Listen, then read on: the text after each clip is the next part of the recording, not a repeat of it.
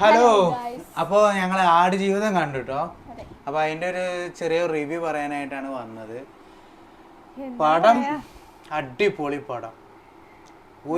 ഞാൻ കാര്യം പറയാലോ, ഒരു ഇറ്റി കണ്ണീര് വരാതെ നമുക്ക് ആ തിയേറ്ററിൽ നിന്ന് ഇറങ്ങാൻ പറ്റില്ല. കാരണം ഇതൊരു ബേസ്ഡ് ഇൻ ട്രൂ സ്റ്റോറി ആയതുകൊണ്ട് നമ്മൾ വായിച്ച് നമ്മുടെ മനസ്സിൽ പതിഞ്ഞ പുസ്തകം ആടുജീവിതം അതിനെ ആസ്പദമാക്കിയിട്ട് ബ്ലസ്സിയുടെ 13 വർഷത്തെ പ്രയത്നം കൊണ്ട് പൃഥ്വിരാജ് തകർത്ത് അഭിനയിച്ച നമ്മുടെ ആടുജീവിതം. അത് ഓരോ ട്രാൻസ്ഫർമേഷൻ അയ്യോ കണ്ട് തന്നെ മനസ്സിലാക്കണം. ഇതില് എടുത്തു പറയേണ്ടത് നമുക്ക് എന്താ വെച്ചാൽ ആ ബുക്കിൽ നമ്മൾ എങ്ങനെ നമ്മളത് വായിച്ചു പോകുന്നോ അതിൻ്റെ ഒരു ദൃശ്യം നമ്മുടെ മനസ്സിലോടില്ലേ, അതേപോലെ ആയിരുന്നു പടം കാണുമ്പോൾ എനിക്ക് കിട്ടിയൊരു ഫീൽ കേട്ടോ. വളരെ അടിപൊളിയായിട്ടാണ് അതിൻ്റെ മേക്കിങ്ങും കാര്യങ്ങളും. തുടക്കം തൊട്ട് ഇൻ്റർവെല്ല് വരെ നമ്മളെ പിടിച്ചിരുത്തും.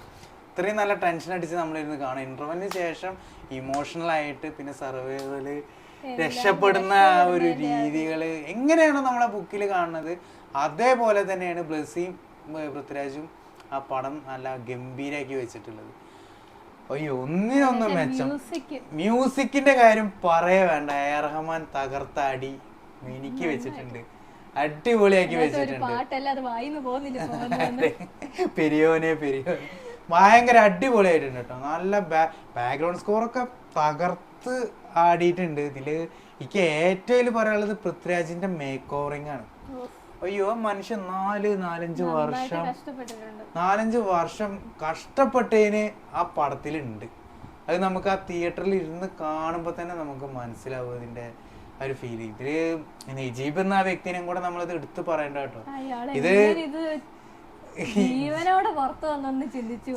ആ ഒരു രീതിയിലാണ്. കാരണം ഇതൊരു മനുഷ്യ അനുഭവിച്ച ഒരു വേദന കഥയാണല്ലോ എന്ന് ആലോചിക്കുമ്പോഴാണ് നമുക്ക് തന്നെ ഇപ്പൊ ഇപ്പത്തെ ഒരു അവസ്ഥയിൽ പുറത്തിറങ്ങി ചൂടിലിറങ്ങി നിൽക്കുമ്പോ തന്നെ നമുക്ക് മനസ്സിലാവും നമ്മള് അരമണിക്കൂർ നിന്നാൽ തന്നെ അൽഫാമായി പോണ കാലം.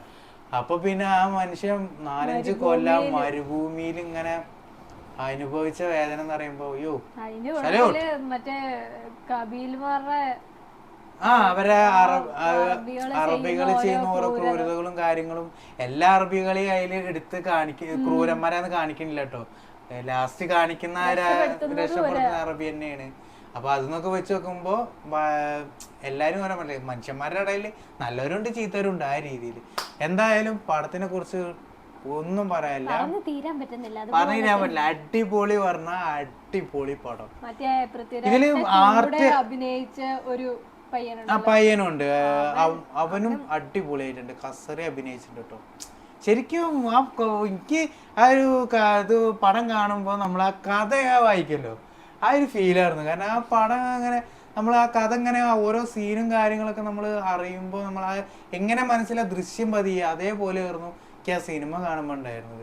പടം കാണാനേക്കാളും മുന്നേ ആ ബുക്ക് ഒന്നും കൂടെ ഇരുന്ന് നമ്മൾ വായിക്കുകയും ചെയ്തിട്ട് അപ്പോഴാണ് ഒന്നും കൂടെ നമുക്ക്. പക്ഷെ അതിൽ ഒരുപാട് നരകതുല്യമായ വേദനകൾ അനുഭവിക്കുന്ന സീൻസ് ഒക്കെ ഉണ്ട്. അത് ഇതിൽ ഷൂട്ട് ചെയ്താണോ അതോ ഇതില് ഇതാണോന്ന് അറിയില്ല. പക്ഷെ അതൊന്നും കണ്ടില്ല. ഒരു മനുഷ്യന്റെ ഏറ്റവും വലിയ അവസ്ഥകളിലൊക്കെ കടന്നു പോണ സീൻസ് ഒക്കെ ഉണ്ട്.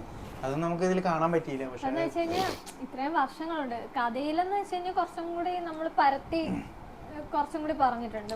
അതെ 2-2.25 മണിക്കൂറോളം നമ്മളെ എത്രത്തോളം കാണിക്കാൻ പറ്റുന്നു അത്രയും അടിപൊളി. ആ ഒട്ടകത്തിന്റെ സീൻ ആ കണ്ണു മിന്നിച്ചുള്ള ഞാനിപ്പോ അടുത്തൊരു ഇന്റർവ്യൂല് കണ്ടത്. ആ ഒരു സീൻ എടുക്കാൻ വേണ്ടി 4-5 ദിവസം വെയിറ്റ് ചെയ്തിരുന്നത്.